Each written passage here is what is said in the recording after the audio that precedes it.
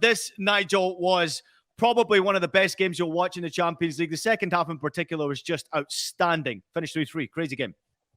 It was a crazy game. But do you know how it finished? I'm not really that surprised, if I'm honest. If you look at both teams, Inter Milan are not really in great form at the moment in Serie A. There's kind of indifferent run up and down.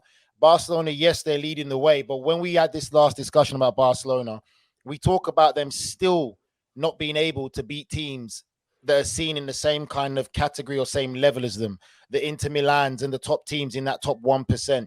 Really and truly, they should have been able to see the game out today. First half for me wasn't that great. It was what we normally see with Barcelona. Great possession, pass and move that ball well. So pretty on the eyes to watch, lacking that bite, lacking in that final bit, that real creativity, that real bit of individuality that you need, lacking it so much. Dembele, for me, is the one that's really making this Barcelona side tick. Finally take the lead. They've got to be able to see games out. Barcelona have to be able to see games out. But second half, we've got to give credit to Inter Milan, because whatever that team talk that Inzaghi gave to them at halftime, it worked. They were fantastic second half. And in overall play, I think for me, Inter Milan deserved to win that game. But again, same problem with Inter Milan. Can't seem to see out games and don't have the ability to be able to finish it in a very professional level. You can't go 2-1 up at the new camp and let Barcelona have any kind of chance. And I know, Ian, your bromance with Lewandowski, yes, you can never write him off, and he came in and came good at the end to get the 2 goals, because he's been struggling to really score against the top teams, as we've said as well. But he came good, and that's the reason why they got him in there today. But I think for me, Inter Milan really will be kicking themselves, because that's a game they should have won. They had the better chances and were the better side in the second half.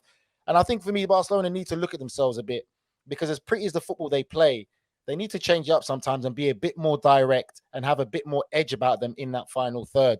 But overall, for us in the neutral, it's a cracking game. For me, it messed up my wager. I mean, I think from my point of view, that was one of the games that Inter really absolutely could not lose, and the fact that they come away from that with a draw, I think almost counts as much as a victory in this scenario. Inter playing Plzen next, there's huge pressure now on Barca going into that clash with Bayern, and then still, their fate is not in their own hands anymore. So, I think kudos to Inter. Nigel's completely right. They look like a team transformed at halftime. Very obviously, Inzaghi knew everything that was on the line in this game. We saw him get a red card right at the end there. There was so much riding on this for both sides. That will feel like a defeat, I think, for Barca, despite the fact that they snatched a draw from the jaws of defeat. It's still, not quite enough. I mean, it was always going to be intriguing to see how this group shook out. It just now feels like, maybe the die has been cast, and this is sort of Inter's progression to lose in the group. And I think ultimately, you're right. They did earn it. And, if Inter do manage to get out of the group, I think they earned that qualification in these 2 games against Barca and the way that they set themselves up, especially that second half. Yeah, can I just say real quickly, sorry, Nigel, before you jump in there, can I just say it real quickly? They have put themselves into such a great position to get out of the group without being at their best. To be in this position, in this group with Bayern and Barcelona, Nigel, that's pretty unique, pretty special. Go ahead. Oh, it's very special, Ian. Look, I'm not going to lie to you. The first half, like we said, it was all Barca. All Barca. You thought, all right, Barca are going to get the goal. Inter just can't live up to the expectations of what's needed. Second half, I'm telling you, that must have been a hell of a team talk. I would have loved to be a fly on the wall, because they were a different team. And it goes to show, when we say the beautiful thing about football is it's a game of 2 halves. They were tremendous, absolutely tremendous in the second half. They were relentless. And for me, when they took the lead, I thought, you know what? You can't argue against this if Inter win this game, because they deserve to. They've shown more cutting edge, more guile in the final third, and probably a bit more hunger and a bit more tenacity than we saw from Barcelona. My question I'm going to ask JJ quickly is this. Obviously, JJ has the luxury of watching Lionel Messi play in France. We already know there's rumors and whispers about Messi leaving to go back to Barcelona at the end of the season. From how Messi's playing right now, his role for that Paris Saint-Germain team, do you not think, or what do you think, if he went back to Barcelona playing a similar role, being more of a facilitator, making these passes with the team that Barcelona have got at the moment, do you think that will be the missing X factor that Barcelona need to really be dangerous?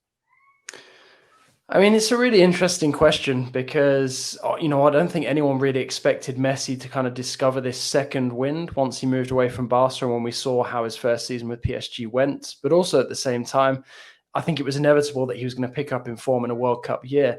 But this is a completely different Barca to the one that Lionel Messi left. And I think if Messi went back, I think there'd probably be a temptation to slip back on old habits, expect that the team would really work for him. And it's not built to do that anymore. Certainly not when you've got a Robert Lewandowski in it. Perhaps, there might be a discussion to be had, especially given Kylian Mbappe's recent comments about how he prefers playing alongside the sort of a focal point of the attack like a Benzema or a Giroud. About possibly, Lewandowski going to Paris and PSG allowing Messi to go back to Barca. But I think that is a long, long way away. To be honest, I don't really see what is in it apart from the emotion, for Messi or for Barca at this point, because it's kind of Barca have already started that journey moving away from Messi. Messi's already sort of finding his feet away from Barca now. I think for them to try and rekindle that relationship, despite how great it was the first time around, it sounds to me like a really bad idea. It's the kind of thing that could taint his history. But, could he fit in sort of from a player point of view? Yeah, if he was on the form that he's in at this moment in time, yes, he wouldn't look out of place at Camp Nou. It would be like he's, rolled back the years. But ultimately, I'm not convinced that it would work. And I think as well, it's a big question as well, whether Messi can keep up this form going into next season, which is what it would have to be for a Barca return now.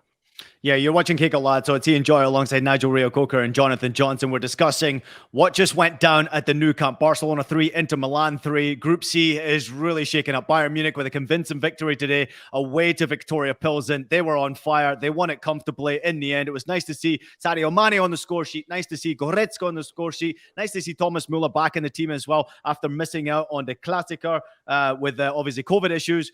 But I will say this. The discussion about Group C is all about what's happening at Group C. If you are watching, please let us know your feelings. If you're a Barcelona fan, how do you feel about that performance? What do you think about your defense in that performance? In particular, pique, by the way, Nigel Reo-Coker. Defensively, Barcelona, at times, I had to shake my head. But also, if you're watching and you're an Inter Milan fan, how did you end up not winning that game? You had it in your grasp a couple of times and threw it away. Let us know your feelings. Drop a comment in before, and we'll try to get the best out there to you. Nigel, how did Inter throw that one away? I mean, they had it. This was their game. Ian, you saw it. It's defensively. Both teams were poor defensively in vital moments of clearances. When you're playing against top opposition, a player like Lewandowski, your bromance brother from another that you love so much, you can't half clear a ball. Because you saw as soon as that half clearance occurred, you saw Lewandowski's eyes. He was coming onto it instinctively to strike it.